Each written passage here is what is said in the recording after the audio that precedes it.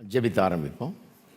பரலோக பிதாவே, உம்மை துதிக்கிறோம், ஸ்தோத்தரிக்கிறோம். இந்த அற்புதமான வாய்ப்பை எங்களுக்கு கொடுத்து உம்முடைய வார்த்தையை கூடி வந்து கேட்கும்படியாய் கிருபை செய்திருக்கிறபடியால் உமக்கு ஸ்தோத்திரம். இன்னும் அநேகர் பல்வேறு இடங்களிலிருந்து இந்த போதனையை கேட்டுக்கொண்டிருக்கிறவர்களுக்காகவும் ஜெபிக்கிறோம். இந்த நேரத்தில் உடைய வார்த்தை வல்லமையாய் புறப்பட்டு செல்லட்டும். சத்தியத்தை குறித்த ஒரு தெளிவு ஆவியானவர் மூலமாக எங்களுக்கு உண்டாகட்டும். சகல சத்தியத்துக்குள்ள எங்கள் நடத்துவீராக. சத்தியம் இன்றைக்கு அநேகரை விடுதலையாக்கட்டும், ஆறுதல் அளிக்கட்டும், பலப்படுத்தட்டும். உமக்கு எல்லா கனம், மகிமை, துதி, ஸ்தோத்திரத்தை எடுக்கிறோம். இயேசுவின் நாமத்திலே ஜெபிக்கிறோம். ஆமேன். ரோமர் 2ஆம் அதிகாரத்துக்கு திருப்பிக்குவோம். ரோமர் 2ஆம் அதிகாரம் 6லேருந்து 10 வசனங்கள். 2 வாரமாக அதை பார்த்தோம். இந்த வாரம் இன்னொரு முறை இதை பார்ப்போம். அதுக்கப்புறம் அடுத்த வாரம் அடுத்த வசனத்துக்கு போவோம். தேவன் அவனவனுடைய கிரியைகளுக்கு தக்கதாய் அவனவனுக்கு பலன் அளிப்பார். சோர்ந்து போகாமல் நற்கிரியைகளை செய்து மகிமையும் கனத்தையும் அழியாமையும் தேடுகிறவர்களுக்கு நித்திய ஜீவனை அளிப்பார். சண்டைக்காரராக இருந்து சத்தியத்துக்கு கீழ்ப்படியாமல் அநியாயத்துக்கு கீழ்ப்படிந்திருக்கிறவர்களுக்கோ உக்கிர கோபாக்கினை வரும். முன்பு யூதர்களும் பின்பு கிரேக்கர்களும் பொல்லாங்கு செய்கிற எந்த மனுஷ ஆத்மாவுக்கும் உபத்திரமும் வியாகுலமும் உண்டாகும். முன்பு யூதர்களும் பின்பு கிரேக்கர்களும் எவன் நன்மை செய்கிறானோ அவனுக்கு மகிமையும் கனமும் சமாதானமும் உண்டாகும். இதை கம்ப்ளீட்டாக டீச் பண்ணி முடித்தாச்சு ஆக்சுவலாக போன வாரமே. ஆனால் இதில் இன்னொரு வாரம் ஏன் ஸ்பெண்ட் பண்ணுறோன்னா, இந்த 6ஆம் வசனத்தில் சொல்லப்பட்டிருக்க காரியத்தினால. 6ஆம் வசனம் சொல்லுகிறது, அவனவனுடைய கிரியைகளுக்கு தக்கதாய் அவனவனுக்கு பலன் அளிப்பார் அப்படின்னு சொல்லியிருக்கிறதுனால ஒரு பெரிய உபதேசத்தை குறித்த ஒரு குழப்பம் இங்கே உண்டாகிறது. நாம் நியாய தீர்ப்பு கிரியைகளுக்கு தக்கதாக இருக்க போகிறதுனா, அப்போ நாம் நீதிமானாக்கப்படுகிறதும் கிரியைகளின்படி தானே அப்படின்ற கேள்வியை சிலர் எழுப்புகிறார்கள், அப்படி நம்புகிறார்கள். இது அவங்களுக்கு பெரிய ஆதாரமாக நினைக்கிறாங்க. அதாவது, if we are going to be judged by our deeds, then is it not right to say that we will be justified by our works? அவனுக்கு கிரியைகளுக்கு தக்கதாக தான் நியாய தீர்ப்பு கிடைக்க போகுதுன்னா, அப்போ கிரியை தானே முக்கியம். கிரியை தானே என்ன தேவனுக்கு முன்பாக நீதிமானாகவும் ஆக்குது. அப்போ கிரியினால் தான் நான் நீதிமானாக முடியும், இயேசுவின் பேரில் வைக்கிற விசுவாசத்தினால் அல்லவே அப்படிங்கிற கேள்வியை எழுப்புறாங்க. இதனால தான் இதை இன்றைக்கி கன்சிடர் பண்ணுறோம். ஏன்னா இது ரொம்ப முக்கியமான டாக்டரின், சாதாரண டாக்டரின் கிடையாது. ப்ராட்டஸ்டன்ட் மார்க்கத்தின் ரொம்ப திறவுகோல் போன்ற ஒரு உபதேசம் இது. ப்ராட்டஸ்டன்ட் மார்க்கத்தில் என்ன நம்ம நம்புகிறோம்? மனுஷன் கிரியினால் நீதிமானாக்கப்படுறதில்லை. கிரியினால் எந்த மனுஷன் நீதிமானாக முடியாது. அவன் கடவுளுடைய கிருபையினால தான் நீதிமானாக்கப்படுகிறான். கிருபையினாலே விசுவாசத்தை கொண்டு தான் நம்ம ரட்சிக்கப்படுறோம். கடவுள் கிருபையாக நம்ம நீதிமானாக்குறாரு. அப்படி தான் நமக்கு நீதி கிடைக்குது. இலவசமாக தேவ நீதி நமக்கு கொடுக்கப்படுறது. அப்படி தான் நம்ம நீதிமானாக்கப்படுற மொழிய. நான் பர்ஃபெக்டாக இருந்ததுனால கடவுளை என்னை ஏற்றுக்கிறது கிடையாது. நான் பர்ஃபெக்டாக இருந்தால் தான் ஏற்றுக்குவார்னா இந்த ஜென்மத்தில் அது நடக்க போகிறதே கிடையாது. இது ஒரு முக்கியமான டீச்சிங். ரட்சிப்பை பற்றிய முக்கியமான போதனை என்னென்னா, விசுவாசத்தினால தான் நம்ம ரட்சிக்கப்படுறோம். அவர் எனக்கு அவருடைய நீதியை தர்றார் என்பதை நான் விசுவாசிக்கிறேன். இயேசு எனக்கு தம்முடைய நீதியை 33 வருஷம் பர்ஃபெக்டாக வாழ்ந்து அந்த நீதியை என் அக்கௌண்ட்டில் போட்டாங்க. அதனால தான் தேவன் என்னை ஏற்றுக்கொள்கிறார்.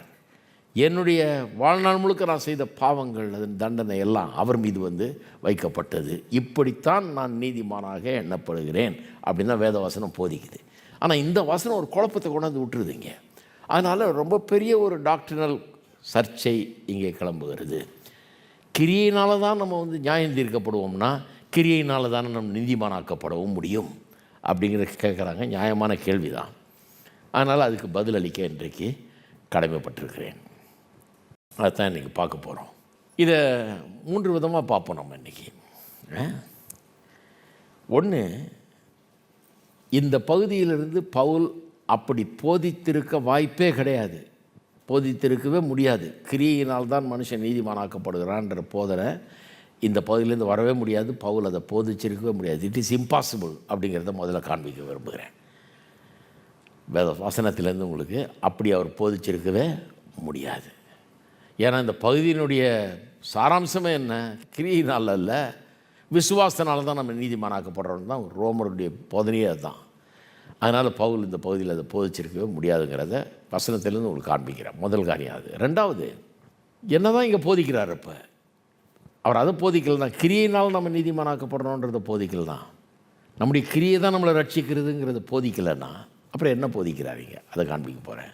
மூணாவது, இது நமக்கு எப்படியெல்லாம் இன்றைக்கு அர்த்தமாகிறது, நம்முடைய வாழ்க்கைக்கு எப்படியெல்லாம் இந்த சத்தியம் அர்த்தமாகிறது என்பது ரொம்ப முக்கியமான ஒரு காரியம். அந்த மூணாவது காரியம் வந்து எப்படி நம்முடைய வாழ்க்கையில் இது ரொம்ப முக்கியம் அப்படிங்கிறத கவனிக்கணும். அப்போ முதலாவது, it is impossible for Paul to teach that we are justified by works அப்படிங்கிறது காமிக்கிறது. நாம் கிரியினால் நீதிமானாக்கப்படுறோம் என்ற பவுல் போதிக்கிறார்னு எண்ணுவது தவறு. ஏன்னா அப்படி போதிச்சிருக்கவே முடியாது, வாய்ப்பே கிடையாதுங்கிறத காண்பிக்கிறேன்.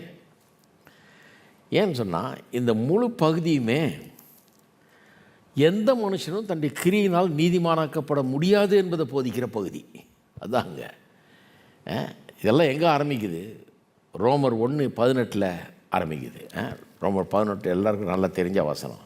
சத்தியத்தை அநியாயத்தினால் அடக்கி வைக்கிற மனுஷருடைய எல்லாவித அவபக்திக்கும் அநியாயத்துக்கும் விரோதமாய் தேவ கோபம் வானத்திலிருந்து வெளிப்படுத்தப்பட்டிருக்கிறது. அங்கே ஆரம்பித்து ரோமர் 3:20 பாருங்கள். அங்கே வரைக்கும் ஒரு செக்ஷன். நான் உங்களுக்கு முதலே சொன்னது 1:18 3:20 வரைக்கும் ஒரு செக்ஷன். 3:20 பாருங்கள். இப்படி இருக்க பாவத்தை அறிகிற அறிவு நியாயப்பிரமாணத்தினால் வருகிறபடியால் எந்த மனுஷனும் நியாயப்பிரமாணத்தின் கிரியையினாலே தேவன் முன்பாக நீதிமானாக்கப்படுவது இல்லை. அப்போ இந்த ஹோல் செக்ஷன் எதை பற்றியது? எந்த மனுஷனும் தன்னுடைய கிரியையினாலே தேவன் முன்பாக நீதிமானாக எண்ணப்படவே முடியாதுங்கிற நிரூபிக்கிற பகுதி இது. அதனால் கவனிச்சிங்க. அதுதான் இந்த முழு பகுதியினுடைய குறிக்கோள். இந்த 18ஆம் வசனத்துக்கு முன்னால் 16-17 வருது. அதை கொஞ்சம் கவனிங்க. அதை சொல்லிட்டு தான் 18 சொல்கிறார். 16 என்ன சொல்லுது? கிறிஸ்துவின் சுவிசேஷத்தை குறித்து நான் வெட்கப்படேன். முன்பு யூதர்களும் பின்பு கிரேக்கர்களும் விசுவாசிக்கிறவனவனோ அவனுக்கு ரட்சிப்புண்டாவதற்கு அது தேவ பலனாய் இருக்கிறது. சுவிசேஷத்தை பற்றி சொல்கிறார். அதை பற்றி நான் வெட்கப்படுறது இல்லை. ஏன்னா இது மூலமாக இந்த சுவிசேஷத்தின் மூலமாக ரட்சிப்பு உண்டாகுது அப்படின்னு சொல்லிட்டு சொல்கிறாரு. விசுவாசத்தினால் நீதிமான் பிழைப்பான் என்று எழுதியிருக்கிறபடி விசுவாசத்தினால் உண்டாகும் தேவ நீதி விசுவாசத்துக்கென்று அந்த சுவிசேஷத்தினால் வெளிப்படுத்தப்படுகிறது. சுவிசேஷத்தை குறித்து ஏன் அவர் பெருமைப்படுறாரு, வெட்கப்படுறதில்ல? ஏன்னா தேவன் எப்படி தம்முடைய நீதியை மனுஷருக்கு தருகிறார், அவருடைய பெர்ஃபெக்ஷனை மனுஷனுக்கு கொடுத்து அவன் அக்கௌண்ட்டில் போட்டு அவனை எப்படி நீதிமான் ஆக்குகிறார் என்பதை பற்றியதான் சுவிசேஷம் அப்படிங்கிறார். மார்ட்டின் லூத்தர் இதுதான் தேடிட்டு இருந்தார். அவருக்கு நான் நீதிமானாக இருக்கணும், கடவுளுக்கு முன்னால் நான் பர்ஃபெக்டாக இருக்கணும் அப்படின்னு ஆசை. ஒரு நல்ல பக்தியான மனுஷன். ரொம்ப ட்ரை பண்ணுறார். முழங்கால்லையே நடந்து போகிறாரு, எல்லாம் பண்ணுறாரு, எல்லாம் பண்ணி எப்படியாவது கடவுள் முன்னால் கடவுள் என்னை ஏற்றுக்குவாரா அப்படின்னு ட்ரை பண்ணுறார். எல்லாம் பண்ணி கடைசியில் அவருக்கு வெறுத்து போயிட்டார். இன்னும் எனக்கு பாவி மாதிரி தான் உணர்கிறேன், இந்த பாவின்ற உணர்வு போக மாட்டேங்குது, நான் தேவனுடைய பிள்ளைங்கிறது வரவே மாட்டேங்குது. அப்போ எப்படி தான் நான் நீதிமான் ஆகிறது? எவ்வளோ கரெக்டாக நடந்துக்கிறேன், எவ்வளோ பர்ஃபெக்டாக நடந்துக்கிறேன், அப்போ கூட எனக்கு நான் நீதிமான்றது வர மாட்டேங்குது, நான் பாவின்றது தான் எனக்கு மனசில் இருக்குது அப்படி யோசிச்சுட்டு இருந்தார். அவருக்கு இந்த 17ஆம் வசனம் தான் இந்த ப்ராட்டஸ்டன்ட் மார்க்கத்தை உண்டாக்குனதே இதுதான். மார்ட்டின் லூத்தர் அதை தேடிட்டு இருந்தார். எப்படி நான் நீதிமானாவது, தேவன் முன்பாக எப்படி நான் நீதிமானாக வெறுத்துட்டார். ஒரு பாதிரியாட்ட போய் சொல்கிறார், என்னையா இது, அவர் நான் எவ்வளோ கரெக்டாக இருந்து பார்க்குறேன், ஆனால் இது உன் நீதி அழுக்கும் கந்தையுன்றாரு. என் பர்ஃபெக்ட் நீதியை அழுக்கும் கந்தைன்றார். அப்போ என்ன தான் கொண்டாடுறது? நான் மனுஷன், என்னால் முடியலையே, என்னால் முடியாத கேட்குற கடவுள் நல்ல கடவுளா? என்னால் எது முடியாதோ அதை கேட்குறாரு, இது நியாயமா அப்படின்னு வருத்தப்பட்டாராம் போய் ஒருத்தர்கிட்ட. அப்புறம் அவர் போதிக்கும்போது திடீர்னு இந்த வசனம் அவருக்கு வெளிச்சம் அடிச்சுது பற்றி. இந்த வசனத்தை வாசித்துட்டு தேவ நீதி விசுவாசத்திற்கென்று அந்த சுவிசேஷத்தினால் வெளிப்படுத்தப்படுகிறதுன்னு வாசித்த உடனே அவருக்கு திடீர்னு வெளிச்சம் அடிக்குது. என்ன வெளிச்சம்? இந்த சுவிசேஷத்தில் தேவ நீதி வெளிப்படுத்தப்படுகிறதுனா இந்த சுவிசேஷம் என்ன சுவிசேஷம்? கடவுள் எப்படி நீதியாக இருக்க முடியாத மனுஷனுக்கு, அதாவது அவனுடைய நீதி அழுக்கும் கந்தையுமா இருக்குது, அவனுடைய பெர்ஃபெக்ஷன் ஒன்றுமே கிடையாது, கடவுளுக்கு முன்னால் ஏற்றுக்கொள்ளவே முடியாது. அப்படிப்பட்ட மனுஷனுக்கு அவனால் நீதியை கொண்டு வர முடியல, தேவன் கேட்குற நீதியை கொண்டு வர முடியல. அவனுக்கு கடவுள் எப்படி தன்னுடைய நீதியை தருகிறார் இலவசமாக, அதுதான் சுவிசேஷம் அதுதான் அர்த்தம். அது தேவ நீதி வெளிப்படுத்தப்பட்டிருக்கிறது. நான் சுவிசேஷத்தின் மூலமாக தேவ நீதி வெளிப்படுத்தப்பட்டிருக்கிறது தான் என்ன அர்த்தம்? மனுஷனால் கொண்டாட முடியாத நீதியை கடவுள் இலவசமாக அவனுக்கு தர்றார். இதுதான் சுவிசேஷம். இதுக்காகவே 33 வருஷம் இந்த உலகத்தில் பர்ஃபெக்டாக வாழ்ந்து அந்த பர்ஃபெக்ஷனை நம்ம அக்கௌண்ட்டில் கிரெடிட் பண்ணுறார். இப்போ கடவுள் நம்ம பார்க்கும்போது பர்ஃபெக்டாக பார்க்குறார். இப்படி தான் மனுஷன் நீதிமான் ஆக முடியும். வேறு வழியில் நீதிமானாகவே ஆக முடியாது. ஏன் பாவத்தெல்லாம் அவர் அக்கௌண்ட்டில் போட்டார், அவருடைய நீதியெல்லாம் ஏன் அக்கௌண்ட்டில் போட்டார்? இதுதான் பைபிள் டீச்சிங். இதைத்தான் இந்த பகுதியே போதிக்கிறது. அப்போ ஒரு மனுஷனும் தன்னுடைய கிரியினால் நீதிமானாக்கப்பட முடியாதுன்றதான் அந்த செக்ஷனுடைய போதனையே. இது இன்னும் நம்ப முடியலன்னா நீங்கள் 3ஆம் அதிகாரத்துக்கு போங்க, இன்னும் ரொம்ப ஸ்ட்ராங்காக காமிச்சிடுறாங்க. இது இம்பாசிபிள், அதை டீச் பண்ணியிருக்கவே முடியாது. அப்போஸ்தலனாகிய பவுல் ஒரு கிரியினால் தான் நீதிமானாக்கப்படுறான்னு இங்கே போதிக்கிறாரா? கிடையவே கிடையாது, இருக்கவே முடியாதுன்றேன் நான். 3ஆம் அதிகாரம் 9ஆம் வசனம். ஆனாலும் என்ன, அவர்களை பார்க்கிலும் நாங்கள் விசேஷித்தவர்களா? யாரை பார்க்கலாம்? யூதர்களுக்கு பார்த்து சொல்கிறாரு, புறஜாதியாரை பார்க்கலாம் நம்ம விசேஷமானவர்களா? ஏன்னா யூதர்கள் அந்த ஒரு இது இருக்குது. நான் யார், அவன் யார்? அவன் பாவி, அவன் அநியாயக்காரன், அக்கிரமக்காரன். நான் கடவுளுடைய பிள்ளை, எனக்கு 10 கற்பனை இருக்குது, பலிகள் இருக்குது, அது இருக்குது, இது இருக்குது, நாங்கள்லாம் ரொம்ப ஸ்பெஷலாகும், ஆபிரகாமின் பிள்ளைகள் அப்படின்னு சொல்கிறாரு. அவர்களை பார்க்கலாம் நாங்கள் விசேஷமானவர்களா? எவ்வளோ வேணும் விசேஷித்தவர்கள் அல்ல, கிடையாது, கொஞ்சம் கூட விசேஷித்தவர்கள் அல்லன்றார். இது ரொம்ப ஷாக்கிங்காக இருக்கும். இதனால தான் யூதர்கள் பவுலை வெறுத்தாங்க. உனக்கும் புறஜாதியானுக்கும் வித்தியாசமே கிடையாது ஏன்ட்டார். யூதர் கிரேக்கர் யாவரும் பாவத்துக்குட்பட்டவர்கள் என்பதை முன்பு திருஷ்டாந்தப்படுத்தினோமே. என்ன அர்த்தம்? இதுக்கு முன்னாலே உங்களுக்கு காமிச்சிட்டேன்ன்றார். இவ்வளோ நேரம் 2ஆம் அதிகாரத்துலலாம் அதான் காமிச்சார். என்ன காமிச்சார்? யூதர் கிரேக்கர் எல்லாரும் பாவத்துக்குட்பட்டவர்கள், எல்லாரும் பாவிகள் என்பதை நான் காமிச்சிட்டு வர்றேனே இவ்வளோ நேரம் அப்படிங்கிறார். இவ்வளோ நேரம் உங்களுக்கு காமிச்சிட்டேனே அப்படின்றார். ஸோ இந்த பகுதியை யூதருக்கு ஏதோ 10 கற்பனைலாம் இருக்கிறதுனால அவங்க அது வச்சு நீதிமான் ஆகிட முடியும் அப்படின்ற பகுதி கிடையாது. யாருமே நீதிமான் ஆக முடியாதுன்றது தான் பகுதி. இந்த பகுதியின் போதனையே அதுதான். ஒருவனும் நீதிமானாக முடியாது, எல்லாரும் பாவிகள் கடவுள் முன்னால். அதுதான் சொல்லிகிட்டே வர்றேன். யூதனுக்கும் கிரேக்கனுக்கும் புறஜாதியானுக்கும் எந்த வித்தியாசமும் இல்லை அப்படிங்கிறார். அடுத்த வசனம் பாருங்கள். அந்தபடியே இப்போ சொன்னதை வச்சு சொல்கிறாரு. அந்தபடியே நீதிமான் ஒருவனாகிலும் இல்லை. இதை விட என்ன வேணும் உங்களுக்கு? ஒருத்தன் கூட நீதிமான் இல்லை. அப்போ கற்பனைலாம் இருந்து என்ன பிரயோஜனம்? இவ்வளோ பலிகள் இருந்து என்ன பிரயோஜனம்? கற்பனைகள் இருந்து என்ன பிரயோஜனம்? இவ்வளவெல்லாம் போதனையெல்லாம் இருந்து ஆபிரகாமுக்கு பிள்ளையாக பிறந்து என்ன பிரயோஜனம்? உடன்படிக்கை இருந்து என்ன பிரயோஜனம்? இதெல்லாம் ஒரு மனுஷனை நீதிமான் ஆக்கவில்லையேன்றார். நீதிமான் ஒருவனாகிலும் இல்லை. இன்னும் நம்மளன்னா போங்க 20ஆம் வசனத்துக்கு போங்க. இப்படி இருக்க பாவத்தை அறிகிற அறிவு நியாயப்பிரமாணத்தினால் வருகிறபடியால் எந்த மனுஷனும் நியாயப்பிரமாணத்தின் கிரியைகளினாலே தேவன் முன்பாக நீதிமானாக்கப்படுவதில்லை. எப்படி சொல்கிறார் பாருங்க, நல்ல கவனிங்க. பாவத்தை அறிகிற அறிவு தான் நியாயப்பிரமாணத்தினால் வருகிறது ஒழிய நியாயப்பிரமாணத்தினால் நீதி வர்றதில்லை. நான் பாவி என்கிற அறிவு தான் உண்டாகிறது. நான் பாவின்னு காமிக்கிறதுக்கு தான் நியாயப்பிரமாணம். 10 கற்பனை என்னை நீதிமான் ஆக்குறது கிடையாது. இப்படி சொல்கிறேன், 10 கற்பனை கொடுத்து நீ இதை செஞ்சிட்டா நீ நீதிமான் ஆகவே இது செஞ்சு நீ நீதிமான் ஆகிடலான்னு ஒருபோதும் கடவுள் சொல்லலை. செஞ்சு நீதிமானாக முடியாது. செஞ்சு நீதிமான் ஆகிறதுக்கு அது கொடுக்கப்படலை. அப்போ எதுக்கு கொடுக்கப்பட்டது? எதுக்கு கொடுக்கப்பட்டதுன்னா பாவத்தை குறித்த அறிவு எனக்கு இல்லாமல் இருந்தது. நான் பாவி என்கிற அறிவு எனக்கு இல்லாமல் இருந்தது. நான் பாவி என்கிற அறிவை எனக்கு கொடுக்கும்படியாகவே நியாயப்பிரமாணம் கொடுக்கப்பட்டது. அப்படி அதனால் கொடுக்கப்பட்டபடியால் அதுதான் அதனுடைய அர்த்தம். இப்படி இருக்க பாவத்தை அறிகிற அறிவு நியாயப்பிரமாணத்தினால் வருகிறபடியால் வெறும் அறிவு தான் வர முடியும், நீதி வர முடியாது. அதனால் எந்த மனுஷனும் நியாயப்பிரமாணத்தின் கிரியையினாலே தேவன் முன்பாக நீதிமானாக்கப்படுவது இல்லை. திருப்பி திருப்பி இதை தான் போட்டு புரட்டுறார் அவர். எந்த மனுஷனும் நியாயப்பிரமாணத்தின்படி பர்ஃபெக்டாக செஞ்சு நீதிமானாக முடியாது. ஏன்னா பர்ஃபெக்டாக ஆக முடியாது மனுஷனாக. ஏன்னா அவனுக்குள்ள பாவம் இருக்குது, பர்ஃபெக்டாக அதை செய்ய முடியாது. அப்போ எதுக்கு நியாயப்பிரமாணத்தை தந்தார்? நான் பாவி என்கிறதை உணரும்படியாக எனக்கு அது கொடுக்கப்பட்டிருக்கிறது. இதை விட ரொம்ப ஸ்ட்ராங்காக சொல்ல முடியாது. எந்த மனுஷனும் நியாயப்பிரமாணத்தின் கிரியையினாலே தேவன் முன்பாக நீதிமானாக்கப்படுவது இல்லை. அப்படி சொல்கிறவர் 2:6 கிரியைகளால் தான் நம்ம நீதிமானாக்கப்படணும் அப்படின்னு போதிக்க முடியுமா? முடியவே முடியாது. ஒட்டுமொத்த போதனை என்ன? கிரியினாலே எவனும் நீதிமானாக்கப்பட முடியாதுங்கிறத போதிக்கிறாரு.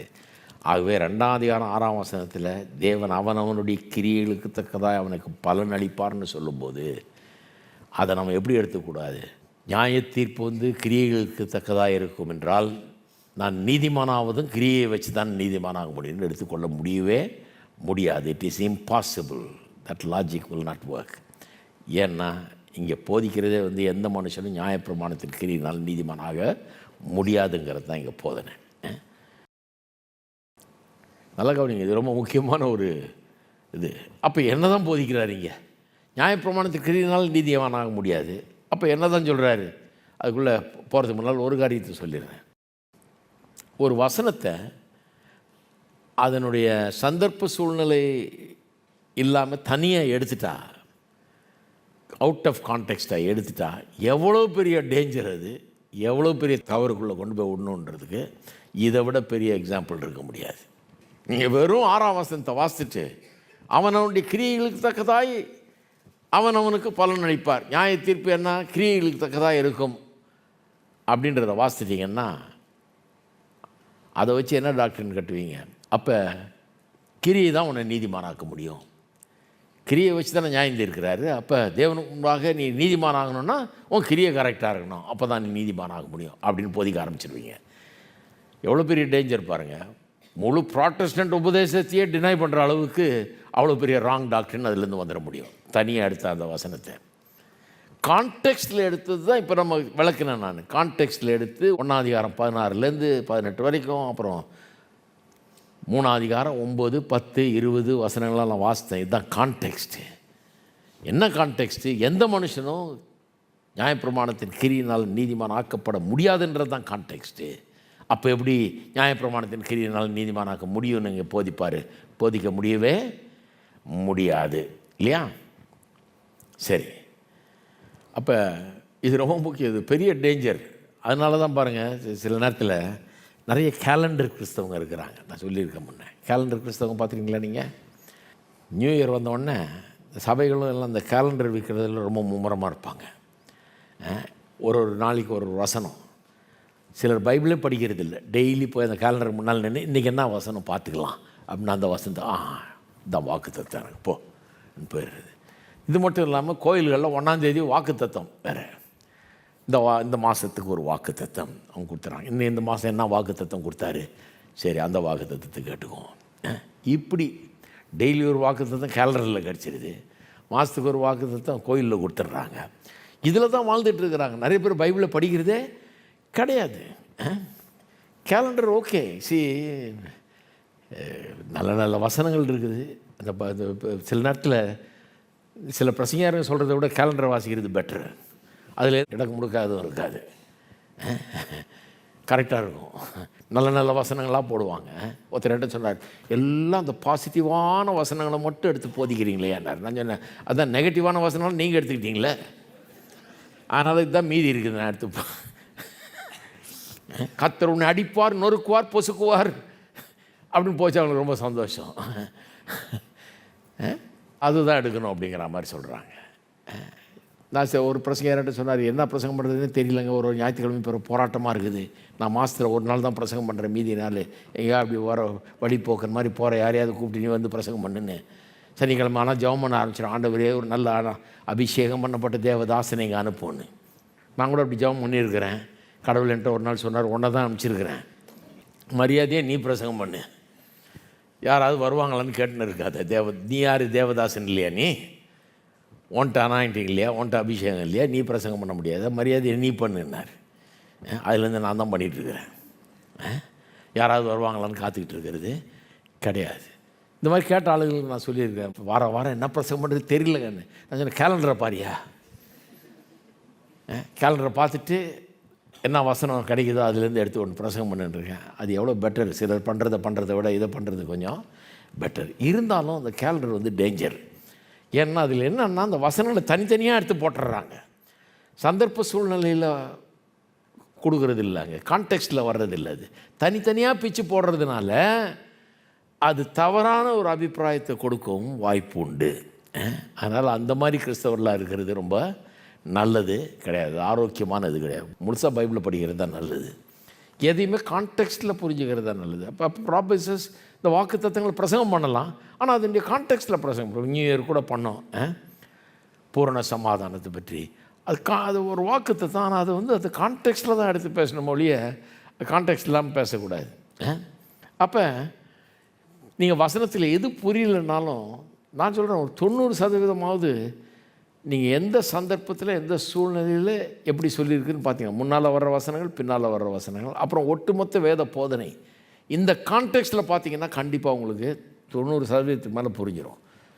சில வசனங்கள் இருக்குது ரொம்ப புரியாத கஷ்டமான வசனங்கள் இருக்குது, அது கொஞ்சம் எக்ஸ்ட்ரா உதவி தேவை. மற்றபடி முக்கால்வாசி வேதத்தை நல்லா கான்டெக்ஸ்ட் படி வாசித்தாலே புரிஞ்சுக்கலாம். கிரேக்கு, ஹீப்ரு எல்லாம் தெரியலனா கூட வெறும் இந்த கான்டெக்ஸ்ட்டு லாஜிக்கலாக பார்த்தாலே நல்லா விளங்கிடும். அந்த மாதிரி தான் இது இங்கே கொடுக்கப்பட்டிருக்கு. சரி, அப்போ என்ன இங்கே போதிக்கிறாரு? கிரியினால் நீதிமானாக்குவதை பற்றி போதிக்கலை. இங்கே என்ன போதிக்கிறாரு? என்ன போதிக்கிறாருன்னா, நம்மை எது ஆக்கினை தீர்ப்புக்குள்ளாக்குகிறது, what it is that condemns us and damns us, நம்மை ஆக்கினைக்குள்ளாக தீர்க்கிறது எது அப்படின்றதான் போதிக்கிறார். சரி, இங்கே தீமை என்ன? இங்கே வர்ற போதனையே என்ன? இந்த 2ஆம் அதிகாரத்தினுடைய போதனை என்ன? 1ஆம் அதிகாரம் 18 என்ன போதனை? த ராத் ஆஃப் காட், தேவ கோபாக்கினை, அதை பற்றியது தான் போதனை இல்லையா? தேவ கோபாக்கினையை பற்றியது. இந்த தேவ கோபாக்கினைங்கிற போதனை யூதர்களுக்கு பிடிக்கல. ஏன்னா இது என்ன கோபம், தேவ கோபாக்கினை? நாங்கள் ஆபிரகாமின் பிள்ளைகள், எங்கள் மேலே ஒன்றும் தேவன் கோபமாக இல்லை, எங்கள் மேலே பிரியமாக இருக்கிறாராங்க, நாங்கள் உடன்படிக்கையின் மக்கள், நாங்கள் ரொம்ப விசேஷமானவர்கள். அப்போ அது தேவ கோபம்ங்கிறது யாருக்கு பொருந்தும்? புறஜாதியானுக்கு தான் பொருந்தும் அப்படின்னு நினைக்கிறாங்க அவங்க. ஆனால் பவுல் என்ன நிரூபிக்க பார்க்குறார் 2ஆம் அதிகாரத்தில்? இல்லை, உனக்கும் பொருந்தும் அது, ஏன்னா நீயும் கில்ட்டி. எப்படி தெரியும் நீ கில்ட்டின்னு? என்னென்ன கிரியையெல்லாம் அவன் செய்கிறான்னு சொல்லி அவனை குற்றஞ்சாட்டுறியோ அதே கிரியை நீயும் செய்கிறன்றார் தேவன். அதான் பார்த்தோம், 3 ஆர்கியூமெண்ட் போடுறாரு இல்லையா? ஒன்று, அவனை நீ அக்யூஸ் பண்ணுற, அவன் தான் மோசம்னு சொல்கிற, அவன் தான் அநியாயம் அக்கிரமம் பண்ணுறான்ற, அதே அநியாயம் அக்கிரமத்தை நீ பண்ணுறியன்றார். அவபக்தி, அநியாயத்துக்கு விரோதமாய் தேவ கோபம் வெளிப்படுத்தப்பட்டிருக்கிறதுன்னா அவங்க என்ன நினைக்கிறாங்க? அது புறஜாதியான், ஏன்னா அவன் தான் அவபக்திக்காரன். அவபக்தினா என்ன? சரியான தேவனை வணங்குறது இல்லை, அவன் எதையோ வணங்குறான். அநியாயம் என்னன்னா ஒழுக்கக்கேடான வாழ்க்கை. அப்போ இந்த 2 பண்ணுறவன் அவன் தான், நான் கிடையாது அப்படிங்கிற ஒரு எண்ணம் அவங்களுக்குள்ள. இவர் என்ன சொல்கிறாரு? உன் வாழ்க்கையை பாரு, நீ அவனை அவபக்தின்ற, இல்லை நீயும் அவபக்திக்காரன் தான். உனக்கு கடவுளை வைக்க வேண்டிய இடத்துல வேறு எல்லாத்தையும் வச்சுட்ட, அதுதான் உனக்கு கடவுளாக இருக்குது. அதனால் நீயும் கடவுளை மாற்றிட்ட. அவன் அக்கிரமக்காரன் அநியாயக்காரன்ற, அவன் பண்ணுறது தான் நீயும் பண்ணுற. உன் வாழ்க்கையை பாரு, உன் வாழ்க்கையின்படி பார்த்தா நீயும் கில்ட்டி அப்படிங்கிறத நிரூபிக்கிறார். 2ஆவது ஆர்கியூமெண்ட்னா, கடவுள் நியாயம் தீர்க்கும்போது சத்தியத்தின்படி நியாயம் தீர்ப்பார். இதெல்லாம் பார்த்தோம் இல்லையா? அதனால் நீ யூதனா, ஆபிரகாமின் பிள்ளையா, அதெல்லாம் பார்த்து நியாயம் தீர்க்கிறது இல்லை. எத்தனை வருஷம் கிறிஸ்தவனாக இருக்கிற, 5ஆவது தலைமுறை கிறிஸ்தவனா, இதெல்லாம் பார்க்குறது. சத்தியத்தின்படி நியாயம் தீர்ப்பார் அப்படின்னு சொல்லிட்டு அப்புறம் 3ஆவது சொல்கிறாரு, நீ தேவ தயவையும் பொறுமையும் நீடிய சாந்தத்தையும் ரொம்ப தப்பாக நினச்சிட்ட, அதை அலட்சியம் பண்ணுற, அசட்டை பண்ணுற. ஏன்னா அது விளங்கலை உனக்கு. எதுக்கு தேவன் உன்னை இது வரைக்கும் தண்டிக்காமல் இருக்கிறாரு? இத்தனை நூற்றாண்டுகளாக இன்னும் தேவ கோபம் ஊற்றப்படலையே, தேவன் நம்மளை கொண்டு போடலையே. ஏன்னா எல்லாரும் மனம் திரும்பணும்னு அவர் விரும்புகிறார், காத்திருக்கிறார். ரொம்ப பொறுமையாக நீடிய சாந்தத்தோடு காத்துட்ருக்கிறார். இது நீ தப்பாக நினச்சிட்டேன் அப்படின்னு சொல்லிட்டு உனக்கு 4 காரியம் வழங்கலைன்னு சொல்லி, ஒன்று என்ன வழங்கலை? கடவுள் நீ மனம் திரும்புவதற்காக தான் பொறுமையாக இருக்கிறாரு. அவர் நியாயம் தீர்க்காமல் இருக்கிறதுனால இனிமேல் நியாயம் தீர்க்க மாட்டார்னு தப்பாக நினைக்காத. அவருடைய பொறுமையை தப்பாக எடை போட்டுற நீ அப்படிங்கிறார். 2வது, ஏன் நீ மனம் திரும்பலைங்கிறது காரணத்தையும் உனக்கு வழங்கலை. ஏன் மனம் திரும்பலைன்னா உனக்கு கடின இருதயம், அதனால தான் நீ மனம் திரும்பலைன்றார். 3வது சொல்கிறாரு, நீ உனக்குத்தானே கோபாக்கினி குவித்து கொள்கிற இப்படியே போகிறதுனால. கடவுள் குவிக்கல உனக்காக, அவர் ஒன்றும் கோபத்தை குவிச்சு வச்சுக்கல, நீயே குவிச்சுக்கிற அப்படிங்கிறாரு. 4வது இதைத்தான் இப்போ நம்ம விளக்கிட்டு இருக்கோம், 2-3 வாரமாக விளக்கிட்டு இருக்கோம். 4வது அவனுக்கு என்ன தெரியலங்கிறாரு, நியாய தீர்ப்பை பற்றி உனக்கு நல்லா தெரியல அப்படிங்கிறார். போன வாரம் நியாய தீர்ப்பு எப்படி இருக்குன்றதை விளக்குனேன். நியாய தீர்ப்பு எப்படி இருக்கும், 2 பிரிவாக பிரிப்பாங்க ஜனங்களை, நீதிமான்கள் பாவிகள்னு. கர்த்தருக்கு முன்னால் நிற்க போகிறோம். நீதிமான்கள் யாருன்னு வேதவசனம் சொல்லுது, சோர்ந்து போகாமல் நற்கிரியை செய்கிறவன், மகிமையும் கனத்தையும் அழியாமையும் நாடுகிறவன், அவன் தான் நீதிமான். அவனுக்கு நித்திய ஜீவனை தரப்படும். யார் பாவி, சண்டைக்காரராக இருந்து சத்தியத்துக்கு கீழ்ப்படியாமல் அநியாயத்துக்கு கீழ்ப்படிந்திருக்கிறவன், அவன் மேலே உக்கிர கோபாக்கினே வரும். இதெல்லாம் போதிச்சேன் நான். இப்படி தான் நியாயம் தீர்க்க போகிறார். உனக்கு வழங்கலை, நியாய தீர்ப்பை பற்றி உனக்கு சரியாக வழங்கலைன்னு சொல்லி அதை விளக்குறார். அப்படி தான் போதிச்சிட்டு வர்றார். அப்போ இங்கே போதனையே என்ன, எப்படி ஒரு மனுஷன் ரட்சிக்கப்படுறான்றதை பற்றி போதிக்கல, எப்படி ஒரு மனுஷன் ஆக்கினைக்குள்ளாக தீர்க்கப்படுகிறான், எப்படி ரட்சிக்கப்படுறான்றதை பற்றி போதனை இல்லை இந்த பகுதியில். அது 1 16 17 வசனத்திலாம் சொல்லிட்டார் எப்படி ரட்சிப்பு வருதுன்னு. தேவ நீதி நமக்கு கொடுக்கப்படுறது, அப்படி தான் ரட்சிப்பு வருது. அதுக்கப்புறம் தேவ கோபாக்கினை பற்றி ஆரம்பிக்கிறார் 18ஆம் வசனத்தில். தேவ கோபாக்கினை வெளிப்படுத்தப்பட்டிருக்கிறது என்கின்றார். எப்படி வெளிப்படுத்தப்பட்டிருக்குன்னு 18லேருந்து அப்படியே நிரூபிக்கிறார். மீதி உள்ள சாப்டர் முழுக்க, 1ஆம் அதிகாரம் முழுக்க எப்படி தேவ கோபாக்கினை வெளிப்படுத்தப்பட்டிருக்கிறது. 2ஆம் அதிகாரத்தில் அதே தொடர்றாரு. யூதரில் பர்டிகுலராக டார்கெட் பண்ணுறார். உங்கள் மேலும் தேவ கோபாக்கினை இருக்குது. தேவ கோபாக்கினன்றது யூதர் மேலேயும் இருக்குது, புறஜாதியான் மேலேயும் இருக்குது அப்படிங்கிறத சொல்கிறார். அதனால் இங்கே சப்ஜெக்ட் தேவ கோபாக்கினை எப்படி வெளிப்படுத்தப்பட்டிருக்கிறது, எப்படி ஒருத்தன் ரட்சிக்கப்படுறான்றது இல்லை. அப்போ எப்படி ஒரு தேவன் முன்பாக குற்றவாளியாக தீர்க்கப்படுகிறான், எப்படி ஒருத்தன் தேவ கோபாக்கினை பெற்றுக்கொள்கிறான் என்பதை பற்றி தான் இங்கே போதனை. அவர் என்ன நம்புகிறாருன்னா, ஒரு மனுஷனுக்கு முதல்ல அவன் பாவின்றதை நிரூபிக்கணும், அவனுக்கு தேவ கோபாக்கினை உண்டுன்னு நிரூபிக்கணும். அப்போ தான் அவன் கதறுவான், ஐயோ எனக்கு ரட்சிப்பு வேணுமே, எனக்கு ரட்சகர் வேணுமே, இதுலேருந்து அவர் காப்பாற்றணுமே என்ன அப்படின்னு சொல்லி அவன் இயேசுவண்ட வர முடியும், இயேசுவை விசுவாசிக்க முடியும். அதனால தான் சுவிசேஷத்தில் 2 காரியம் வெளிப்படுத்தப்பட்டிருக்குன்னு சொல்லுது. 1:17 சொல்லுது தேவ நீதி வெளிப்படுத்தப்பட்டிருக்குன்னு, 1:18 சொல்கிறது தேவ கோபாக்கினை வெளிப்படுத்தப்பட்டிருக்கு. 2 sides of the coin மாதிரி. ஒரு காயினில் 2 பக்கம் இருக்குது இல்லையா, அது மாதிரி ஒரு பக்கம் என்ன தேவ கோபாக்கினை, இன்னொரு பக்கம் என்ன தேவ நீதி. நீங்கள் ஒரு காயின் வச்சுருந்தீங்கன்னா அதில் ஒரு சைடு தான் பிரிண்ட் ஆகிருக்குது, இன்னொரு சைடு காலியாக இருந்ததுன்னா செல்லாது. அது எங்கே வாங்கிட்டு வந்தீங்கன்னு கேட்பாங்க இல்லையா. கவர்மெண்ட்டில் 2 சைடும் பிரிண்ட் பண்ணி தர்றாங்க. இந்த 2 இருந்தால் தான் சுவிசேஷம், இந்த 2 இருக்கிறது தான் சுவிசேஷம். 1 தேவ கோபாக்கினை, எல்லா மனுஷனும் தேவன் குற்றவாளிகளாய் நிற்கிறார்கள், தேவ கோபாக்கினார் மேலே இருக்குது. இது புரிஞ்சாதான் அடுத்த சைடு விளங்கும். எதுக்கு என் ரட்சிப்பு தேவைன்னு, எதுக்கு நான் ஆண்டவர்கிட்ட வரணும், எதுக்கு அவருடைய தயவு எனக்கு தேவை, அவருடைய ரட்சிப்பு எனக்கு தேவைங்கிறத விளங்க வேண்டும். அப்போ இது ரட்சிப்பை பற்றியதல்ல, தேவ கோபாக்கினை. எப்படி நாம் தேவ கோபாக்கினைக்கு உட்பட்டிருக்கிறோம் என்கிறதை பற்றிய ஒரு சத்தியம்.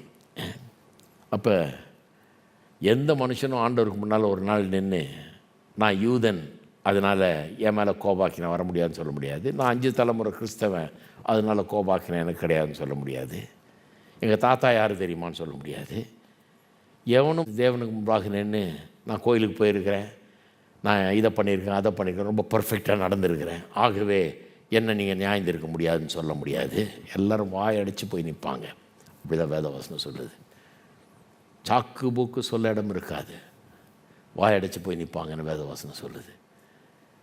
ஒரு மனுஷனும் தப்பவே முடியாது, எல்லாரும் தேவனுக்கு முன்பாக பாவிகளாக இருக்கிறோம். ஏன்னா நியாய தீர்ப்பில் கேட்கப்படுற ஒரே கேள்வி என்ன, உன் ஜீவியம் எப்படி இருக்குது. யார் உங்கள் தாத்தான்னு கேட்கல, நீ ஆபிரகாமுக்கு பிறந்தவனான்றது கொஸ்டின் கிடையாது. அதில் தப்பிக்கலான்னு பார்க்குறாங்க யூதர்கள். இல்லை, நீ ஆபிரகாமுக்கு பிறந்திருக்கலாம், உன் ஜீவியம் எப்படிப்பா இருக்குது, உன் வாழ்க்கை எப்படி இருக்குது, புறஜாதியம் செய்கிறது தான் நீ செஞ்சிட்டு இருக்கிற. எல்லாம் யூதனுங்க இல்லையா, அவனை மாதிரி தானே நீயும் இருக்கிற, அவன்கிட்ட இருக்க அதே புத்தி தானே உனக்கு இருக்குது அப்படிங்கிறார். கர்த்தருக்கு முன்னால் வரும்போது நியாய தீர்ப்பு எப்படி நடக்கும்ன்றதை பற்றி தான் இங்கே. இது நியாய தீர்ப்பை பற்றிய இது. நியாய தீர்ப்பு வரும்போது அவனவன் கிரியைகளுக்கு தக்கதாக அவனவனுக்கு பலன் கிடைக்கப் போகிறது என்பது சத்தியத்தான் இங்கே போதிக்கிறார். சரி, இது எப்படி நமக்கு இன்றைக்கி பொருந்து? இது ரொம்ப முக்கியமான பகுதி. இதுதான் எப்படி நமக்கு இது பொருத்தமாக இருக்கிறது, இன்றைக்கு நமக்கு எவ்வளவு இது முக்கியமான போதனையாக இருக்குதுன்றதை பார்க்கும்போது, முதலாவது காரியம், வேத வசனத்தில் கிரியையை பற்றி சொல்லி இருக்கிற காரியங்களை நம்ம சரியாக கவனிக்க வேணும். அதுக்கு முக்கியத்துவத்தை சரியான விதத்தில் கொடுக்க வேண்டும். இன்றைக்கி சரிங்க, நம்ம கிருபையை போதிக்கிறோம், ஆனால் அதுக்குன்னு கிரியை ஒதுக்கக்கூடாது. கிரியை பற்ற வசனங்களை அலட்சியப்படுத்தக்கூடாது, தூக்கி எறியக்கூடாது. ஏன்னா அதெல்லாம் இருக்குது, அதுக்கு கொடுக்க வேண்டிய முழு வெயிட் அதுக்கு கொடுத்து ஆகணும். கிருபையை பற்றிய உபதேசம்ங்கிறது கிரியையை ஒதுக்குற உபதேசம் கிடையாது.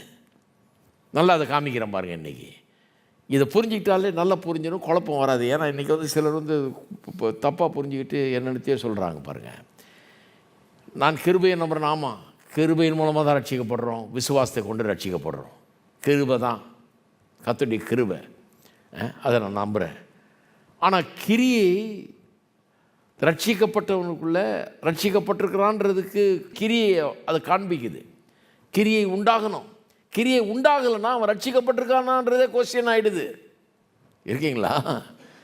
அப்போ கிரியை நம்ம தூக்கி ஓரம் வச்சிடக்கூடாது. சிலர் என்ன பண்ணிட்டாங்கன்னா, கிருபை கிருபை கிருபைன்னு போச்சதுனால கிரியைன்னு வர்றதெல்லாம் தூக்கி ஓரம் வச்சிடுறது, அதெல்லாம் ஒதுக்கிடுறது, பண்ணக்கூடாதுன்ற. நான் காமிக்கிறேன் ஏன்னு. திருப்ப மத்தேயு 7ஆம் அதிகாரம் சில வசனங்கள் இயேசுவே போதிக்கிறார் பாருங்க இதை பற்றி. இயேசு, பவுல், யாக்கோபு, யோவான் எல்லாருமே போதிக்கிறாங்க. ஒன்று வாசித்து காமிக்கிறேன் பாருங்கள் உங்களுக்கு. மத்தேயு 7ஆம் அதிகாரம் 21ஆம் வசனம். கிரியை பற்றிய வேத வசனங்கள் ரொம்ப கவனிக்கணும். ஏன்னா அது உண்மையான ஒரு சத்தியத்தை நமக்கு சொல்லுது. 7:21, பரலோகத்தில் இருக்கிற என் பிதாவின் சித்தத்தின்படி செய்கிறவனே, எல்லாம் சொல்லுங்கள், செய்கிறவனே, நல்லா சொல்லுங்கள், செய்கிறவனே, பிதாவின் சித்தத்தின்படி செய்கிறவனே பரலோக ராஜ்யத்தில் பிரவேசிப்பானே அல்லாமல். கடைசியில் பரலோக ராஜ்யத்தில் பிரவேசிக்கிறதுன்னு வரும்போது யார் பிரவேசிப்பானா? செய்கிறவன் தான் பிரவேசிப்பானா. பிரவேசிப்பானே அல்லாமல் என்னை நோக்கி கத்தாவே கத்தாவே என்று சொல்லுகிறவன் அதில் பிரவேசிப்பது இல்லை. இந்த கத்தாவே கத்தாவே கிறிஸ்தவங்க பார்த்துருக்கீங்களா நீங்கள்? கத்தாவே கத்தாவேன்னுவாங்க. அவங்க போடுற அந்த கத்தாவே பார்த்து கத்திரிக்கு ஸ்தோத்திரம் கத்தாவே கத்தாவேன்றதை பார்த்தா அடே அப்பா என்ன விசுவாசி, லைனுக்கு ஒருக்க தோத்திரம் தோத்திரம்னு வரும், கர்த்தாவே கர்த்தாவேன்னு வரும். ஆனால் கர்த்தருக்கு முன்னால் போய் நிற்கும்போது எத்தனை தடவை நீ கர்த்தாவே சொன்ன அப்படியே கேட்க போகிறாரு. உன் வாழ்க்கையில் எத்தனை கர்த்தாவே சொன்னப்பா, ஒரு நாளைக்கு எத்தனை கர்த்தாவே சொல்கிற, நீ எத்தனை ஸ்தோத்திரம் சொன்ன, எத்தனை அல்லேலூயா சொன்ன? இந்த கதைலாம் நடக்காதாங்க.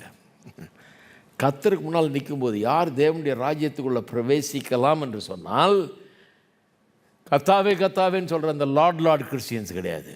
கத்தாவே கத்தாவேன்னு கூச்சல் போடுற கிறிஸ்டியன்ஸ் கிடையாது. யார்? பிதாவின் சித்தத்தின்படி செய்கிறவனே. ஏன்னா அவன் செய்கிறான்றது அவன் கடவுளுடைய பிள்ளைங்கிறது காண்பிக்குது. வெறும் கத்தாவே கத்தாவேன்னு சொல்லிட்டு செய்யாமல் இருந்தான்னா அவன் உண்மையாகவே கிறிஸ்தவன் இல்லைங்கிறத காமிக்குது. அது காமிக்கிறேன் உங்களுக்கு, அது வரும் பாருங்கள். திருப்பி 16ஆம் அதிகாரம், மத்தேயு 16ஆம் அதிகாரம் 27ஆம் வசனம். மனுஷகுமாரன் தம்முடைய பிதாவின் மகிமை பொருந்தினவராய் தம்முடைய தூதரோட கூட வருவார். இது அவருடைய 2ஆம் வருகையை பற்றி பேசுது. அப்பொழுது அவனவன் கிரியைகளுக்கு தக்கதாக அவனுக்கு பலனளிப்பார். எப்படி சொல்லியிருக்கு பாருங்க. பவுல் போதிக்கிற அதே இதை ரோமர் 2:6 பவுல் சொன்னது அதே இயேசு சொல்கிறாரு. நான் சொல்கிறேன், இயேசுகிட்ட தான் பவுல் கற்றுக்கிட்டாரு. அவனுடைய கிரியைக்கு தக்கதாக அவனுக்கு பலன் அளிப்பார். இது என்ன பண்ண போகிறீங்க? கிரியை வானான்ற போகிறீங்களா? கடைசியில் நியாய தீர்ப்பு நாளில் இயேசு வரும்போது நியாய தீர்க்கும்போது அவனுடைய கிரியைகளுக்கு தக்கதாக நியாயம் தீர்ப்பார். 25ஆம் அதிகாரம் மத்தேயு 25க்கு போங்க. 31லேருந்து வாசிக்கிறேன், கொஞ்சம் நீண்ட பகுதி, ஆனால் கவனிங்க. இதுலேயும் அதே வரும் பாருங்கள். அந்த செய்கிறது எவ்வளோ முக்கியம், கிரியை எவ்வளோ முக்கியன்றது கவனிங்க. அன்றைய மனுஷகுமாரன் தமது மகிமை பொருந்தினவராய் சகல பரிசுத்த தூதரோடு கூட வரும்போது, இதுவும் அந்த 2ஆம் வருகையை பற்றி, தமது மகிமையுள்ள சிங்காசனத்தின் மேல் வீற்றிருப்பார். நியாய தீர்ப்பு. அப்பொழுது சகல ஜனங்களும் அவருக்கு முன்பாக சேர்க்கப்படுவார்கள். மெய்ப்பனானவன் செம்மறி ஆடுகளையும் வெள்ளாடுகளையும் வெவ்வேறாக பிரிக்கிறது போல அவர் பிரித்து செம்மறி ஆடுகளை தமது வலது பக்கத்தில் வெள்ளாடுகளை தமது இடது பக்கத்திலும் நிறுத்துவார். அப்பொழுது ராஜா தமது வலது பக்கத்தில் நிற்பவர்களை பார்த்து, வாருங்கள் என் பிதாவினால் ஆசீர்வதிக்கப்பட்டவர்களே, உலகம் உண்டானது முதல் உங்களுக்காக ஆயத்தம் பண்ணப்பட்டிருக்கிற ராஜ்யத்தை சுதந்திரித்துக் கொள்ளுங்கள். பசியாக இருந்தேன், எனக்கு போஜனம் கொடுத்தீர்கள். தாகமாக இருந்தேன், என் தாகத்தை தீர்த்தீர்கள். அந்நியனாக இருந்தேன், என்னை சேர்த்து கொண்டீர்கள். வஸ்திரம் இல்லாதிருந்தேன், எனக்கு வஸ்திரம் கொடுத்தீர்கள். வியாதியாக இருந்தேன், என்னை விசாரிக்க வந்தீர்கள். காவலில் இருந்தேன், என்னை பார்க்க வந்தீர்கள் என்பார். அப்பொழுது நீதிமான்கள் அவருக்கு பிரதித்திரமாக, ஆண்டவரே, நாங்கள் எப்பொழுது உம்மை பசியுள்ளவராய் கண்டு உமக்கு போஜனம் கொடுத்தோம், எப்பொழுது உம்மை தாகமுள்ளவராய் கண்டு உமக்கு தாகத்தை தீர்த்தோம், எப்பொழுது உம்மை அந்நியராக கண்டு உம்மை சேர்த்து கொண்டோம், எப்பொழுது உம்மை வஸ்திரம் இல்லாதவராய் கண்டு உமக்கு வஸ்திரம் கொடுத்தோம், எப்பொழுது உம்மை வியாதி உள்ளவராகவும் காவலில் இருக்கிறவராகவும் கண்டு உம்மிடத்தில் வந்தோம் என்பார்கள். அதற்கு ராஜா பிரதித்திரமாக, மிகவும் சிறியவராகிய என் சகோதரரான இவர்களில் ஒருவனுக்கு நீங்கள் எதை செய்தீர்களோ அதை எனக்கே செய்தீர்கள் என்று மெய்யாகவே உங்களுக்கு சொல்லுகிறேன் என்பார். அப்பொழுது இடது பக்கத்தில் நிற்பவர்களை பார்த்து, அவர் சபிக்கப்பட்டவர்களே, என்னை விட்டு பிசாசுக்காகவும் அவர் தூதர்களுக்காகவும் ஆயத்தம் பண்ணப்பட்டிருக்கிற நித்திய அக்னி கடலில் போங்கள். முதல்ல உள்ள ஆட்களுக்கு ஆப்போசிட்டாக கொடுக்கப்படுது இல்லையா? உங்களுக்காக ஆயத்தம் பண்ணப்பட்டிருக்கிற ராஜ்யத்தை சுதந்திரித்துக் கொள்ளுங்கள்ன்றார். இங்கே நித்திய அக்னியில் போங்கள்ன்றார். பசியாக இருந்தேன், நீங்கள் எனக்கு போஜனம் கொடுக்கவில்லை. எல்லாம் எதன் அடிப்படையில்ங்க? அவங்க செஞ்சாங்க, இவங்க ஒன்றுமே செய்யலை. அவங்க கிரியையின் மூலமாக தாங்கள் யார் என்பதை காண்பித்தார்கள். அவருடைய கிரியை அவர்கள் எப்படிப்பட்டவர்கள் அப்படிங்கிறத காட்டுது. இவங்க யார்? இவங்க கிரியை காட்டுது. இவங்க சரியில்லாத ஆளுங்க, இவங்க சும்மா இந்த கத்தாவே கிறிஸ்தவர்கள் அப்படின்னு காட்டுது. பசியாக இருந்தேன், எனக்கு போஜனம் கொடுக்கவில்லை. தாகமாக இருந்தேன், நீங்கள் தாகத்தை தீர்க்கவில்லை. அந்நியனாக இருந்தேன், நீங்கள் என்னை சேர்த்து கொள்ளவில்லை. வஸ்திரம் இல்லாதிருந்தேன், நீங்கள் எனக்கு வஸ்திரம் கொடுக்கவில்லை. வியாதி உள்ளவனாயும் காவல் அடைக்கப்பட்டவனாயும் இருந்தேன், நீங்கள் என்னை விசாரிக்க வரவில்லை என்பார். அப்பொழுது அவர்களும் அவருக்கு பிரதித்திரமாக, ஆண்டவரே, உம்மை பசி உள்ளவராகவும் தாகம் உள்ளவராகவும் அந்நியராகவும் வஸ்திரம் இல்லாதவராகவும் வியாதிப்பட்டவராகவும் காவல் அடைக்கப்பட்டவராகவும் நாங்கள் எப்பொழுது கண்டு உமக்கு உதவி செய்யாதிருந்தோம் என்பார்கள். இவங்களும் பாருங்கள், இதெல்லாம் தெரியுது. ஆண்டவரே கண்டவரேன்றாங்க, அதெல்லாம் சொல்ல தெரியுது. அப்பொழுது அவர்கள் பிரதித்திரமாக, மிகவும் சிறியவர்களாகியவர்களில் ஒருவனுக்கு நீங்கள் எதை செய்யாதிருந்தீர்களோ அதை எனக்கே செய்யாதிருந்தீர்கள் என்று மெய்யாகவே உங்களுக்கு சொல்லுகிறேன் என்பார். அந்தபடி அவர்கள் நித்திய ஆக்கினை அடையவும் நீதிமான்களோ நித்திய ஜீவனை அடையவும் போவார்கள் என்றார். நியாய தீர்ப்பு அவனுடைய கிரியைக்கு தக்கதா? நீதிமான்களுடைய கிரியை அவர்கள் யாருன்னு காட்டுது, இவங்க யாருன்றது அவங்க கிரியை காட்டுது. வார்த்தைகள் கிறிஸ்தவ வார்த்தை மாதிரி இருக்குது. ஆண்டவரே அப்படின்றாங்களே, வார்த்தை கிறிஸ்டின் வார்த்தை மாதிரி இருக்குதுங்க. அல்லேலூயாலாம் கரெக்டாக வருது, ஸ்தோத்திரம்லாம் கரெக்டாக வருது, ஆனால் கிரியை இல்லை. அங்கே வார்த்தை கிறிஸ்டின் வார்த்தை மாதிரி இருக்குது, லாங்குவேஜ் கிறிஸ்டின் லாங்குவேஜ் மாதிரி இருக்குது, கிரியை கிறிஸ்டியன் மாதிரி இல்லை. லாங்குவேஜை வச்சு நியாய தீர்ப்பு கிடையாது, மெம்பர்ஷிப்பை வச்சு நியாய தீர்ப்பு கிடையாது, எதை வச்சு நியாய தீர்ப்பு கிடையாது. ஞானஸ்தானத்தை வச்சு நியாய தீர்ப்பு எல்லாம் சொல்ல வேண்டியதாக இருக்குது. பாருங்கள், சிலர் ஞானஸ்தானம் டிக்கெட் நினச்சின்னு இருக்கிறாங்க, பரலோகத்து டிக்கெட்டு. நான் ஞானஸ்தானம் எடுத்துட்டேன். ஒருத்தர் சொல்கிறாரு, நீ செத்து போனா சீக்கிரம் எடுத்துக்கோ. எதுக்கும் ஞானஸ்தானம் எடுக்கிறாங்க சிலர். அதனால தான் சொல்கிறேன், ஞானஸ்தானத்தை வச்சு நியாய தீர்ப்பு கிடையாது, வேறு எதையும் வச்சு கிடையாது. நம்ம பேசுகிறப்பவே கிறிஸ்தவன் அது கிடையாது, நம்ம என்ன சட்டம் போட்டிருக்கோன்றதை வச்சு கிடையாது. நம்முடைய கிரியை அவனுடைய கிரியைக்கு தக்கதாக எப்படி சொல்கிறாரு பாருங்கள், எவ்வளோ முக்கியம் அதை கிரியை. அதனால தான் கிரி குறித்த வசனங்களை தூர போட்டோம்னா கிறிஸ்தவ வாழ்க்கையை கெட்டு போவோம். பாருங்கள், கிறிஸ்தவ வாழ்க்கையை தப்பாக புரிஞ்சுக்குவோம். கிருபையை நம்ம விசுவாசிக்கிறதுனால கிரியை தூக்கி போடணுன்ற இது கிடையாது. எத்தனை முறை சொல்கிறாரு அவர், அவன் கிரியைக்கு தக்க தான் பலன் அளிப்பார்ன்றார். ஆனால் கிரியையினால் எந்த மனுஷனும் நீதிமானாக்கப்படவே முடியாது. கிரியை நம்ம நீதிமானாக்கிறது கிடையாது, கிரியை நம்மை கண்டனம் பண்ணுகிறது. நியாய தீர்ப்பு நாளில் கிரியினால தான் கண்டனம் பண்ணப்படுகிறார்கள் இவர்கள், ஆக்கினை தீர்ப்படைகிறார்கள். எபேசியர் 2ஆம் அதிகாரத்துக்கு போங்க, இன்னொரு வசனம் பவுல் இப்போ போதிக்கிறார் பாருங்கள். எபேசியர் 2:10. ஏனெனில் நற்கிரியைகளை செய்கிறதற்கு, எல்லாம் சொல்லுங்கள், நற்கிரியைகளை செய்கிறதற்கு நாம் கிறிஸ்து இயேசுவுக்குள் சிருஷ்டிக்கப்பட்டு அதாவது நம்ம எப்படி புது சிருஷ்டியாக இன்றைக்கி ரட்சிக்கப்பட்டு புது சிருஷ்டி ஆயிருக்கோன்றதை பற்றி பேசுகிறார். நற்கிரிகளை செய்கிறதற்கு நாம் கிறிஸ்து இயேசுக்குள் சிருஷ்டிக்கப்பட்டு தேவனுடைய செய்கையாக இருக்கிறோம். அவைகளில் நாம் நடக்கும்படி அவர் முன்னதாக அவைகளை ஆயத்தம் பண்ணி இருக்கிறார். ரட்சிக்கப்பட்டதே எதுக்காம்? நற்கிரிகளை செய்கிறதற்கு. அப்போ நற்கிரியே செய்கிறது இல்லைன்னா ரட்சிக்கப்பட்டிருக்கானான்றது சந்தேகம். எந்த நற்கிரியும் இல்லைன்னா ரட்சிக்கப்பட்டிருக்கானாங்கிறது சந்தேகமாக ஆயிடுது. தீத்து போங்க 2ஆம் அதிகாரம் 11 15 வரைக்கும். ஏனெனில் எல்லா மனுஷருக்கும் ரட்சிப்பை அளிக்கத்தக்க தேவ கிருபையானது பிரசன்னமாகி, ரட்சிப்பு எப்படி வந்ததுன்னு சொல்கிறார். நாம் அவபக்தியையும் லௌகீக இச்சைகளையும் வெறுத்து தெளிந்த புத்தியும் நீதியும் தேவ பக்தியும் உள்ளவர்களாய் உலகத்தில் ஜீவனம் பண்ணி. எதுக்காக ரட்சிக்கப்பட்டோன்றதை சொல்கிறார். எதுக்காக ரட்சிக்கப்படுறோங்க? எப்பவும் போல அப்படியே வாழ்ந்துக்கிட்டு நான் நம்பிட்டேன் விசுவாசிட்டேன்னு சொல்கிறேங்க கிடையாது. அவபக்தியும் லௌகீக இச்சைகளையும் வெறுத்து தெளிந்த புத்தியும் நீதியும் தேவ பக்தியும் உள்ளவர்களாய் உலகத்திலே ஜீவனம் பண்ணி நாம் நம்பி இருக்கிற ஆனந்த பாக்கியத்துக்கும் மகாதேவனும் நமது இரட்சகருமாகிய இயேசு கிறிஸ்துவினுடைய மகிமையின் பிரசன்னமாகுதலுக்கும் எதிர்பார்த்து கொண்டிருக்கும்படி நமக்கு போதிக்கிறது. இப்போ கவனிங்க, அவர் நம்மை சகல அக்கிரமங்களிலிருந்து மீட்டுக்கொண்டு தமக்குரிய சொந்த ஜனங்களாகவும், கவனிங்க, நற்கிரிகளை செய்ய பக்தி வைராக்கியம் உள்ளவர்களாகவும் நம்மை சுத்திகரிக்கும்படி நமக்காக தம்மைத்தாமே ஒப்பு கொடுத்தார். நற்கிரிகளை செய்ய பக்தி வைராக்கியம் உள்ளவர்களாக நம்மை சுத்திகரிக்கும்படி. நற்கிரிகளை செய்ய ஒரு பக்தி வைராக்கியம், ஒரு தீவிரம். நான் கடவுளுடைய பிள்ளையாக இருக்கிறதுனால நல்ல காரியங்களை நான் நடப்பிக்க வேணுங்கிற ஒரு தீவிரம், ஒரு ஆர்வம், ஒரு வாஞ்சை ரட்சிக்கப்பட்ட விசுவாசிக்குள்ளே இருக்க வேணும். அதுதான் அவன் விசுவாசி, மெய்யான விசுவாசிங்கிறத காட்டுகிறது. யாக்கோபு 2ஆம் அதிகாரத்துக்கு போவோம். யாக்கோபு 2ஆம் அதிகாரம் 17. அப்படியே விசுவாசம் கிரியைகள் இல்லாதிருந்தால் தன்னிலை தானே செத்ததாக இருக்கும். கிரியை இல்லைன்னா நான் நம்பிட்டேன் அப்படின்னு சொல்கிறான்னா, கிரியை இல்லைன்னா அது நம்பிக்கை சரியே கிடையாதுன்னு அர்த்தம். வெறும் நம்பிக்கை இருந்து கிரியை இல்லைன்னா நம்பிக்கையே இருக்குதான்றது சந்தேகமாயிடுது இல்லையா?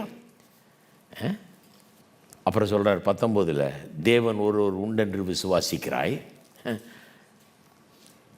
ஆமாம், விசுவாசிக்கிறது கரெக்டாக. தேவன் ஒருவர் உண்டென்று விசுவாசிக்கிறாய். இப்போ கவனிங்க, அப்படி செய்கிறது நல்லது தான். பிசாசுகளும் விசுவாசித்து நடுங்குகின்றன. பேய் கூட தான் விசுவாசிக்குது. பேய் விசுவாசிக்கிறதுக்கும் நம்ம விசுவாசிக்கிறது என்ன வித்தியாசம்? நாம் விசுவாசிக்கிறதுனால் நல்ல காரியங்களை செய்கிறோம், கர்த்தருக்கு ஏற்றபடி நடந்து கொள்கிறோம், அவருடைய வார்த்தையின்படி நடந்து கொள்கிறோம். பேய் கர்த்தர் இருக்கிறான்னு விசுவாசிக்குது. ஒரு பிசாசை ஓட்டினானுங்க இல்லையா ஒருத்தனுங்க, அவனை பிசாசே சொல்லுது, எங்களுக்கு இயேசு தெரியும் பவுல் தெரியும், நீ யாருன்னு கேட்டுச்சு. அவனை துண்டை காணும் துணியை காணும் ஓட ஆரம்பிச்சிட்டாங்க. பிசாசுக்கு எல்லாம் தெரியும், இயேசுவும் தெரியும் பவுலும் தெரியும், எல்லாம் தெரியும். அப்போ பிசாசு நம்புது, ஏசு இருக்காருன்னு நம்புது. இன்றைக்கி நிறைய கிறிஸ்தவங்களே நம்புறது கஷ்டப்படுறாங்க. இயேசு இருக்கிறாரு, அவர் யார், அவர் ஆண்டவர், எல்லாம் பிசாசு நம்புது. ஆனால் அதனால் எந்த பிரயோஜனம் கிடையாது. வாழ்க்கையில் அதை காட்டுறதே கிடையாது. அதுதான் பிசாசு. விசுவாசி யார்? நம்புகிறான். நம்புறதுனால வாழ்க்கையில் ஒரு கிரியையில் வித்தியாசம் இருக்கிறது. யோவானுக்கு போங்க, எல்லோரும் டீச் பண்ணுறாங்க பாருங்கள். இயேசு, பவுல், யாக்கோபு பார்த்தோம். 1 யோவான் 1ஆம் அதிகாரம் போங்க 6ஆம் வசனம். நாம் அவரோடு ஐக்கியப்பட்டவர்கள் என்று சொல்லியும், சொல்கிறான் நான் இயேசுடைய பிள்ளைன்றான், சொல்லியும் இருளிலே நடக்கிறவர்களாக இருந்தால், நடக்கிறத பார்த்தா வாழ்க்கை எப்படி இருக்குது? ஒர்க்ஸ் ஆஃப் டார்க்னஸ், இருளின் கிரியைகளை செய்துட்ருக்கிறான், பாவ கிரியைகளை செய்துட்ருக்கிறான்னா சத்தியத்தின்படி நடவாமல் பொய் சொல்லுகிறவர்களாக இருப்போம். அவரோடு ஐக்கியப்பட்டவர் என்று சொல்லிட்டு இருளில் நடந்துக்கிட்டு இருந்தா சத்தியத்தின்படி நடவாமல் பொய் சொல்லுகிறவர்களாக இருப்போம். 2ஆம் அதிகாரத்தில் இன்னும் ரொம்ப தீவிரமாக சொல்லப்படுது. 4ஆம் வசனத்தில், அவரை அறிந்திருக்கிறேன் என்று சொல்லியும் அவருடைய கற்பனைகளை கை கொள்ளாதவன் பொய்யனாய் இருக்கிறான், அவனுக்குள் சத்தியம் இல்லை. நல்லா கவனிங்க, எத்தனை வசனம் வாசிக்கிறேன், எத்தனை இடத்துலேருந்து வாசிக்கிறேன். எல்லாரும் போதிக்கிறாங்க இதை. அதனால் கிரியையை பற்றி சொல்லியிருக்கிற வசனத்தை மெதுவாக ஒதுக்கக்கூடாது. அதெல்லாம் கிருபையின் போதனை. கிருபையின் போதனைங்கிறது ஒரு நாளும் ஒரு மனுஷனும் தன்னுடைய கிரியையினால் ரட்சிக்கப்பட முடியாது. கிரியை ஒரு மனுஷனை ரட்சிப்பது கிடையாது. ஆனால் ரட்சிக்கப்பட்ட மனுஷனுக்கு கிரியை இருந்தே ஆக வேண்டும், இல்லைனா அவன் ரட்சிக்கப்பட்டிருக்கான்றது சந்தேகம். தான் கிருபையின் உபதேசம். சரி, இத்தனை வசனம் காமிச்சேன் உங்களுக்கு. ரெண்டாவது காரியம், அப்போ முதலாவது காரியம் என்ன? கிரியை குறித்த வசனங்களுக்கு சரியான முக்கியத்துவத்தை தர வேண்டும் கிறிஸ்தவர்கள். கிரியை பற்றி வாசிக்கும்போது அதை ஒதுக்காதீங்க, கவனிங்க, அது ரொம்ப முக்கியம். ஏன்னா தேவனுக்கு முன்பாக நிற்கும்போது நான் எத்தனை தடவை கத்தாவே சொன்னேன்ல, நான் என்ன பண்ணேன், அதை பண்ணேன், இது பண்ண இல்லை, கிரியை அதுதான். 2, சபைக்கு இந்த போதனை இன்றைக்கு ரொம்ப தேவை. அன்றைக்கு யூதர்களுக்கு தேவைப்பட்டுச்சு, யூதர்களை போல இருக்கிற கிறிஸ்தவர்களாகிய நமக்கு இன்றைக்கு தேவைப்படுது. நிறைய கிறிஸ்தவர்கள் யூதர்களை போல இருக்கிறாங்க. அவங்க வந்து நாங்கள் ஆபிரகாமின் பிள்ளை, நாங்களுக்கு உடன்படிக்கை இருக்குது, நாங்கள் இவ்வளோ காலமாக ஆபிரகாம் எங்களுக்கு தகப்பன்னு சொன்ன மாதிரி இன்னைக்கு கிறிஸ்தவங்க, நாங்கள் 5 தலைமுறை கிறிஸ்தவன், நான் யார் தெரியுமா, எங்கள் தாத்தா யார் தெரியுமா அப்படின்னு பேசுகிறவங்களாம் இருக்காங்க. அவங்களுக்கெல்லாம் தான் இது சொல்லுது. அவங்களுக்கெல்லாம் ரொம்ப முக்கியமான ஒரு வசனம் இது. நான் ஒரு கல்யாணம் நடத்தி வச்சேன். கல்யாணம் நடத்தும்போது எப்படியோ அன்றைக்கி போய் சுவிசேஷத்தை பிரசங்கம் பண்ணிட்டுருக்கிறேன். நான் பாட்டுக்கு முடிஞ்சவொன்னே ஒருத்தர் வந்து நேரம் மேலே ஏறி வந்துட்டார். கடகடன்னு படிக்கல, நல்லா தண்ணி அடிச்சுட்டு வர்றார். நல்லா சூட்டுக்கிட்டு போட்டு ஜம்முன்னு இருக்கார். ஃபுல் தண்ணியில் வர்றார். வந்துட்டு, பாதிரி நீங்கள் இன்றைக்கி பிரசங்கம் பண்ணது ஏதாவது ஒரு சேரி பகுதியில் போய் பண்ணியிருக்கணும், ஏன்னா அவங்களுக்கு இது தேவை. ஆனால் நாங்கள் வந்து 5 தலைமுறை கிறிஸ்தவர்கள், எங்கள் குடும்பம் என்ன நினைக்கிறீங்க நீங்கள்? எங்களுக்கு சுவிசேஷம் தேவையா? எங்களுக்கு கல்யாணத்தில் சுவிசேஷ பிரசங்கம் பண்ணுறீங்க. நான் கண்டிப்பாக இவருக்கு தான் தேவை, அதுக்காக தான் பிரசங்கம் பண்ணியிருக்கிறேன். நான் என்ன பண்ணுறது? அப்புறம் டோர் எங்கே இருக்குதுன்னு காமிக்க வேண்டியதாக போச்சு. அவர் அந்த லெவலில் இருக்கார் அவர், பாவம். ஆனால் சுவிசேஷம் தனக்கு தேவையில்லைங்கிற ஒரு பெரிய ஒரு மனப்பாடு. நான் யார், 5 தலைமுறை கிறிஸ்தவன், எனக்கு வந்து நீ சொல்கிறியா, எவனா தெரியாதவனுக்கு சொல்லுப்போ அப்படிங்கிற மாதிரி சொல்கிறாரு அவர். அந்த மாதிரி நிறைய கிறிஸ்தவர்கள் இன்றைக்கு இருக்கிறாங்க. அவங்களுக்கெல்லாம் சேர்த்து தான் இந்த வசனம் இன்றைக்கு சொல்லுகிறது. இது வந்து அந்த காலத்தில் சாண்டமன் ஒரு ஆள் இருந்தார். அவர் மூலமாக சாண்டமேனியனிசம்னு ஒரு போதனை வந்தது. அவங்களுக்கு பிடிச்ச வசனம் என்னென்னா ரோமர் 10:9, கர்த்தராகிய இயேசு கிறிஸ்துவை வாயினால் அறிக்கையிட்டு உன் இருதயத்தில் விசுவாசித்தால் ரட்சிக்கப்படுவாயின்னு இருக்குது இல்லையா? அந்த வசனத்தை வச்சு அவர் என்ன பண்ணிட்டார், நல்ல வசனம் அது. அவர் என்ன பண்ணிட்டார், தப்பு என்னென்னா, நீ ஒன்றும் இல்லை, வாயில் அறிக்கை செஞ்சு இருதயத்தில் விசுவாசித்தினா உனக்கு ரட்சிப்பு, அதுக்கு மேலே எதுவும் தேவையில்லைங்கிற மாதிரி பொதிக்க ஆரம்பிச்சிட்டார். வெறும் வாயில் அறிக்கை செய்து இருதயத்தில் இது பண்ணிட்டீங்கன்னா ரட்சிக்கப்படுவேன் அப்படிங்கிற மாதிரி பிரசங்கம் பண்ண ஆரம்பிச்சிட்டாரு. வேறு எதுவுமே தேவையில்லை, கிரியை இல்லை, அதெல்லாம் ஒன்றும் தேவையில்லை, வேறு எதுவும் தேவை, வாழ்க்கை மாற வேண்டியதில்லை, அதெல்லாம் ஒன்றும் இல்லை, வாயில் அறிக்கை செய்து இருதயத்தில் விசுவாசித்தா போதும் ரட்சிக்கப்படுவாய் சொல்லியிருக்குப்பா, வசனம் சொல்லியிருக்குது. தான் பிரச்சனை, தனியாக எடுக்கிறது. ஒரு வசனத்தை கான்டெக்ஸ்ட்லேருந்து தனியாக எடுத்துட்டு அதே ரோமருக்கு எழுது நிருபத்தில் தான் பவுல் சொல்கிறாரு கிரியை பற்றி. அந்த ஒரு வசனத்தை அப்படி தனியாக எடுத்து ப்ளக் அவுட் பண்ணி காமிக்கிறதுனால வந்த பிரச்சனை பாருங்கள். அது அந்த மாதிரி போதனை இன்றைக்கும் நிறைய பேர்கிட்ட இருக்குது பாருங்கள். வெறும் வாயில் அறிக்கை செய்து இருதயத்தில் விசுவாசத்தா போதும், வேறு ஒன்றுமே தேவையில்லை அப்படின்னு. அப்படி நம்புகிற கிறிஸ்தவர்கள் சிலர் என்ன பண்ணுறாங்க, குடிகாரராக வாழ்கிறாங்க, அல்லது வேசித்தனம் விபச்சாரம் போன்ற காரியங்களில் ஈடுபட்டு அப்படியே அதிலே கிடக்கிறாங்க பாருங்கள், அதிலே வாழ்ந்துக்கிட்டு இருக்கிறாங்க. அவங்களுக்கு என்ன நம்பிக்கை, நான் வாயினால் அறிக்கை செய்து இருதயத்தில் விசுவாசிச்சிட்டேன். சாண்டமேனியனிசம் அது ஒரு பெரிய தவறான ஒரு கொள்கை. அது இன்றைக்கும் இருக்குது. அது மட்டும் இல்லை, இந்த போதனை சாண்டமேனியனிசம் மாதிரி போதனையிலேருந்து நம்ம காப்பாற்றுறது மட்டும் இல்லை, ஆன்டினோமியனிசம்னு ஒன்று இருக்குது. அது ஒரு பெரிய ஒரு இறையியல் வார்த்தை. ஆன்டினோமியனிசம், ஆன்டினா எதிரானதுன்னா எதுக்கு எதிரானது?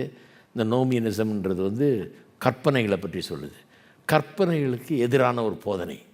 கற்பனையின்படி நடக்க வேண்டியதில்லை, கடவுளுடைய சித்தத்தை செய்கிறது வேண்டியதில்லை, நல்ல கிரியைகளை செய்வது அது வந்து அவசியம் இல்லை, நல்ல கிரியைகளுக்கு ஒரு பெரிய இது கிடையாது, முக்கியத்துவம் கிடையாது அப்படிங்கிற மாதிரி போதனை இருக்குது பாருங்கள். அதுதான் ஆன்டினோமியனிசம்னுவாங்க, கற்பனைகளுக்கு எதிரான ஒரு போதனை. அவங்க என்ன சொல்கிறாங்க, இதே தான், வெறும் நம்பினா போதும், விசுவாசத்தா போதும், இருதயத்தில் விசுவாசித்து வாயினால் அறிக்கை செய்தால் போதும் அப்படிங்கிற மாதிரி ஒரு போதனை.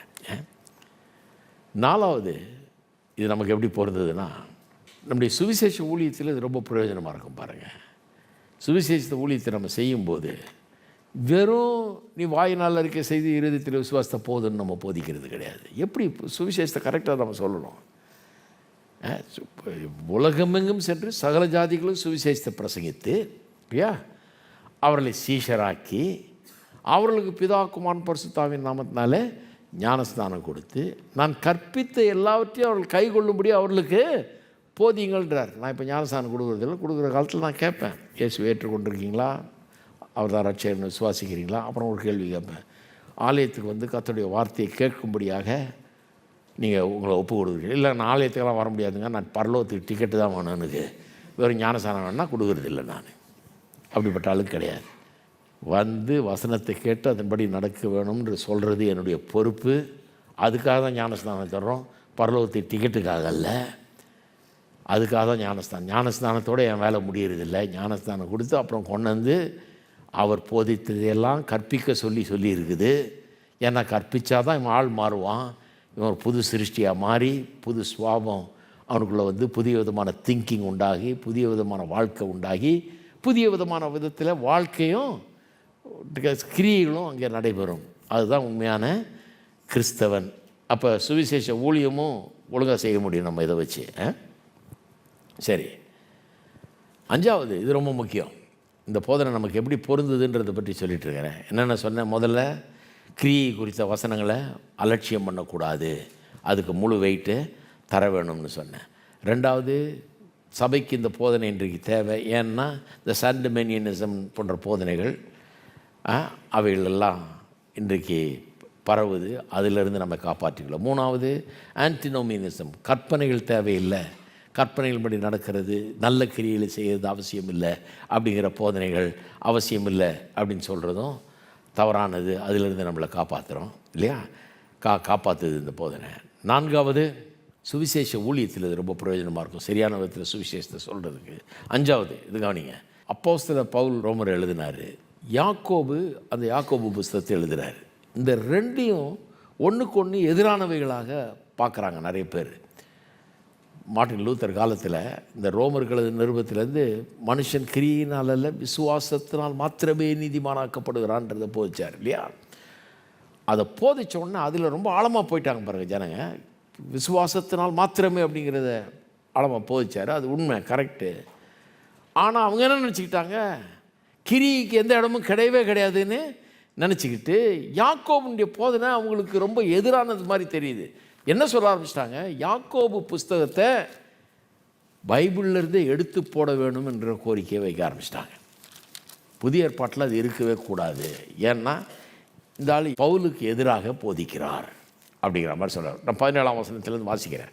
2ஆம் அதிகாரம் 17, யாக்கோபு எப்படி எதிராக இருக்குதுன்றதை காமிக்கிறேன். அப்படியே விசுவாசம் கிரியை இல்லாதிருந்தால் தன்னில் தானே செத்ததாக இருக்கும். ஒருவன் உனக்கு விசுவாசம் உண்டு, எனக்கு கிரியைகள் உண்டு, கிரியைகள் இல்லாமல் உன் விசுவாசத்தை எனக்கு காண்பி, நான் என் விசுவாசத்தை என் கிரியைகள்னால உனக்கு காண்பிப்பேன் என்பானே. தேவன் ஒருவர் உண்டென்று விசுவாசிக்கிறாய், அப்படி செய்கிறது நல்லது தான். பிசாசுகளும் விசுவாசத்தை நடுங்குகின்றன. வீணான மனுஷனே, கிரியைகள் இல்லாத விசுவாசம் செத்தது என்று நீ அறிய வேண்டுமோ. நம்முடைய பிதாவா, இப்போ கவனிங்க, நம்முடைய பிதாவாகிய ஆபிரகாம் தன் குமாரன் ஈசாக்கிய பலிபீடத்தின் மேல் செலுத்தின போது கிரியைகள்னால் அல்லவா நீதிமானாக்கப்பட்டான். இது ரொம்ப சர்ச்சையான ஒரு வசனம். ஏன்னா 4ஆம் அதிகாரத்தில் ரோமரில் பவுல் ஆபிரகாமை பற்றி பேசும்போது சொல்கிறாரு, ஆபிரகாம் கிரியையினாலவா நீதிமானாக்கப்பட்டான், இல்லையே விசுவாசத்தினால் அல்லவா நீதிமானாக்கப்பட்டான்றார். இங்கே ஆப்போசிட்டாக சொல்லியிருக்குது. இதுதான் அவங்களுக்கு அப்செட்டிங்காக இருந்தது. விசுவாசம் அவனுடைய கிரியைகளோடைய கூட முயற்சி செய்து கிரியைகள்னால விசுவாசம் பூரணப்பட்டது என்று காண்கிறாயே. அதாவது ஆபிரகாம் வெறும் விசுவாசிக்கல, கிரியை செய்தான். விசுவாசத்தினால தன்னுடைய கிரியை வெளிப்படுத்தினான். அவன் கிரியை தான் அவனுடைய விசுவாசத்தை பூரணப்படுத்துதுன்றாரு. நான் விசுவாசிக்கிறேன்னு சொல்லிட்டு தன்னுடைய குமாரனை கொண்டு போய் பலியிட சொல்லும்போது அவனை கொண்டு போய் வீட்டில் பத்திரமா பூட்டி வச்சுட்டு இது மட்டும் நான் செய்ய மாட்டான், நான் நம்புகிறேன் அப்படின்னு தானா, அது விசுவாசமே கிடையாது. கர்த்தர் சொன்னார்னு கொண்டு போய் குமாரனை பலியிடுறது கூட ரெடி ஆகிட்டான். கிரியினாலே அவனுடைய விசுவாசம் பூரணப்பட்டது. அவன் விசுவாசிக்கிறான்றத எல்லாரும் பார்க்க முடியுது. அந்த மாதிரி கிரியை இருக்குது. அப்படியே ஆபிரகாம் தேவனை விசுவாசித்தான், அது அவனுக்கு நீதியாக எண்ணப்பட்டது என்கிற வேத வாக்கியம் நிறைவேறிற்று. எப்படி நிறைவேறிற்று? ஆபிரகாம் தேவனை விசுவாசித்தான், அது அவனுக்கு நீதியாக எண்ணப்பட்டது என்கிற வேத வாக்கியம் எப்படிங்க நிறைவேற்றுச்சு? வெறும் நான் விசுவாசிக்கிறேன்னு சொன்னதுனால அல்ல, கிரியையினால் அதை காட்டினதுனால விசுவாசித்தான், ஆகவே அது நீதியாக எண்ணப்பட்டது அப்படிங்கிறது நிறைவேறினது. வெறும் நம்புறேன்னு சொன்னதுனால அல்ல, கிரியையில் அதை காட்டினதுனால. இருக்கீங்களா? ஆதலால் மனுஷன் விசுவாசத்தினாலே மாத்திரமல்ல, 24 கிரியைகளினாலே நீதிமானாக்கப்படுகிறான் என்று நீங்கள் காண்கிறீர்களே. அப்படியே ரோமருக்கு எதிராக மாதிரி தெரியும். தனியாக எடுத்தீங்கன்னா கான்டெக்ஸ்டில் படிச்சிங்கன்னா நல்லா வரும். விசுவாசத்தினால் மாத்திரமல்ல, கிரியைகளினாலே நீதிமானாக்கப்படுகிறான் என்று நீங்கள் அறியீர்கள். அப்படின்னா அர்த்தம், அப்பா விசுவாசம் கிரியையிலிருந்து பிரிஞ்சிருக்க முடியாது. உண்மையான விசுவாசம் இருந்தால் கூட கிரியை வரும் கண்டிப்பாக. கிரியை இல்லாத விசுவாசம் செத்தது. விசுவாசத்தின் கிரியையும் பிரிக்க முடியாது. பிரிஞ்சதுன்னா அது விசுவாசமே கிடையாதுன்றார். எப்படி சொல்லப்பட்டிருக்கு பாருங்க. அப்போ யாக்கோவும் பவுலும் எதிரும் புதிருமாய் போதிக்கவில்லை. அப்போ விசுவாசிக்குள்ளே எப்படிப்பட்ட கிரியை இருக்கும்? பவுல் என்ன போதிக்கிறார்? பவுல் அதையே தான் போதிக்கிறார். இப்போ இதில் வாசனம் இல்லையா, யாக்கோபில் அதையே தான் பவுல் போதிக்கிறார். திருப்பி 2ஆம் அதிகாரத்துக்கு, ரோமர் 2க்கு 6ஆம் வசனம் என்ன சொல்லுது? அவனுடைய கிரியைகளுக்கு தக்கதை அவனவனுக்கு பலன் அளிப்பார் அப்படின்னு சொல்லிட்டு, அடுத்தது நியாய தீர்ப்பு நாளில் எப்படி நீதிமான்களும் பாவிகளும் அவருடைய பலனை பெறுவார்கள்னு சொல்கிறார். இப்போ கவனிங்க, சோர்ந்து போகாமல் நற்கிரிகளை செய்து. நீதிமான் யாருன்னு விளக்குறார், விவரம் கொடுக்குறார். யார் நீதிமான்? சோர்ந்து போகாமல் நற்கிரிகளை செய்து, அவன் தான் நீதிமான். சோர்ந்து போகாமல் நற்கிரியில் அவன் செய்கிறான். மகிமையும் கனத்தையும் அழியாமையும் தேடுகிறவர்களுக்கு நித்திய ஜீவனை அளிப்பார். அப்போ நீதிமான் யார் அப்படிங்கிறத கிளீனாக ஐடென்டிஃபை பண்ணலாம், அடையாளம் காட்டலான்றார். அவன் யார்? சோர்ந்து போகாமல் நற்கிரியில் செய்கிறான். அதனால் நற்கிரியில் செய்கிறதுக்கு அவனுக்கு உள்ள ஒரு பெரிய ஆர்வம் இருக்கிறது, செய்கிறான். மகிமையும் கனத்தையும் அழியாமையும் தேடுகிறவன் அவன். மகிமையை தேடுறவனை பற்றி சொன்னேன் இல்லையா? எப்படி மகிமை? தேவன் இயேசு மகிமை அடைந்தார். உயிரோடு எழுப்பப்பட்ட இயேசு மகிமை நிறைந்தவராக இன்றைக்கு இருக்கிறார் அந்த சரீரத்தில். அதே மாதிரி மகிமை நமக்கும் கொடுக்கப்பட போகிறது. ஒரு நாள் நாமும் அதுக்குள்ளே மறித்தோம்னா உயிரோடு எழுப்பப்பட்டு அதே மாதிரி மகிமை நமக்கும் கொடுக்கப்பட போகிறது. மகிமைனா என்ன? பூரணமாயிடுவோம். சாவு கிடையாது, நோய் கிடையாது, அது கிடையாது, பாவம் கிடையாது, ஒன்றும் கிடையாது. இதுதான் மகிமை. அவர் எப்படி மகிமையாக இருக்கிறாரோ நாம் அப்படி மகிமையாக இருக்க போகிறோம். கனம்னா மனுஷனுடைய கனத்தை இல்லை, கடவுளுடைய கனத்தை தேடுறது. அழியாமைன்னா சாவு கிடையாது, அதெல்லாம் கிடையாது. அப்படிப்பட்ட ஒரு நிலைக்கு நம்ம போகிறோம். அப்படி போகிறதுனால இப்போவே அதை தேடுகிறோம். அதுதான் நம்ம டெஸ்டினேஷன், அங்கே தான் போய்கிட்டு இருக்கிறோம். இன்றைக்கி முழுமையாக அது இல்லை நமக்கு, ஆனாலும் அப்படி தான் வாழ விரும்புகிறோம். மகிமை அடைய போகிறவர்கள்ன்றனால அதனால் இப்போவே அப்படி வாழ நம்ம விரும்புகிறோம். அதை பார்க்கலாம் விசுவாசிக்கிட்ட. பாவி எப்படி இருப்பான்? சண்டைக்காரராக இருந்து சத்தியத்துக்கு கீழ்ப்படியாமல் அநியாயத்துக்கு கீழ்ப்படுகிறவர். அதான் பாவி. 2 பேருக்கு என்ன கிடைக்கும்? இவனுக்கு என்ன கிடைக்கும், அவனுக்கு என்ன கிடைக்கும்? க்ளீனாக அங்கே சொல்லியிருக்குது. அப்போ பவுல் போதிக்கிறதும் யாக்கோபு போதிக்கிறதும் வித்தியாசம் கிடையாது, ரெண்டும் ஒன்று தான். நீங்கள் 2ஆம் அதிகாரம் யாக்கோபு வாசித்து பாருங்கள், 2ஆம் அதிகாரம் ரோமரை வாசித்து பாருங்கள், சேம்.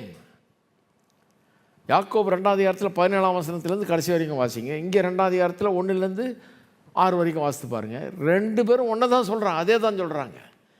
இவர் ஒன்றும் கிரியை வேணான்னு சொல்லலை. இவர் விசுவாசம் கிரியை உண்டாக்கும்னு சொல்கிறார். அவர் என்ன சொல்கிறார்? விசுவாசம் இல்லாத கிரியை அது விசுவாசமே கிடையாதுன்றார். கரெக்ட், 2 பேரும் அதை தான் சொல்கிறாங்க. அந்த காலத்தில் இது புரியாமல் என்ன பண்ணிட்டாங்க? யாக்கோபையே தூக்குங்கன்ட்டாங்க. புதிய ஏற்பாட்டிலேருந்தே தூக்கணுங்கிற ஒரு கோரிக்கை. நல்ல காலம் தூக்கலை. சரி, கடைசியாக ஒரு கேள்வி உங்கள் மனசில் இருக்கும். கடைசியில் நியாய தீர்ப்பு நடக்கும்போது அவனுடைய கிரியைக்கு தக்கதாக நியாய தீர்ப்புன்னு சொன்னான். அப்போ நான் பர்ஃபெக்டாக இருக்கணுமே, பர்ஃபெக்டாக இல்லைன்னா மாட்டிக்குவேனே அப்படின்றீங்க. நான் சொல்கிறேன், நம்முடைய பர்ஃபெக்ஷனை வச்சு நாம் அன்றைக்கு நிராகரிக்கப்படுவதில்லை. பர்ஃபெக்டாக இருக்கிறத பற்றி அல்ல அது. நல்ல கவனிங்க, பர்ஃபெக்ஷன் இந்த வாழ்க்கையில் கிடையாது. நாளைக்கு வரப்போகுது மகிமை அப்படின்னு, அது அப்போ தான் பர்ஃபெக்ஷன். அவருக்கு என்ன மகிமை இருக்குதோ அதே மகிமை நமக்கு இருக்கப்போ. சாவு கிடையாது, நோய் கிடையாது, பாவம் கிடையாது, எல்லாம் புத்தி கரெக்டாக இருக்கும், செய்கை கரெக்டாக இருக்கும், எல்லாம் பர்ஃபெக்டாக ஆகிடுவோம் அப்போ. ஆனால் அதை நோக்கி இப்போ போய்கிட்டுருக்கிறபடினால பர்ஃபெக்ஷன் தான் நம்முடைய குறிக்கோளாக இருக்கிறது இன்றைக்கும். ஆகவே அதற்கேற்றபடி வாழ ஆரம்பிக்கிறோம் இன்றைக்கி. அதனால் தப்பே செய்யலைன்னு அர்த்தம் கிடையாது. இப்போ அதை நோக்கி போய்கொண்டிருக்கிறதுனால அப்படி வாழணும்னு விரும்புகிறோம், இன்றைக்கே பர்ஃபெக்டாக இருக்கணும்னு விரும்புகிறோம். அதனால தான் அதுக்குரிய ஒரு பெரிய முயற்சியில் இறங்குறோம்.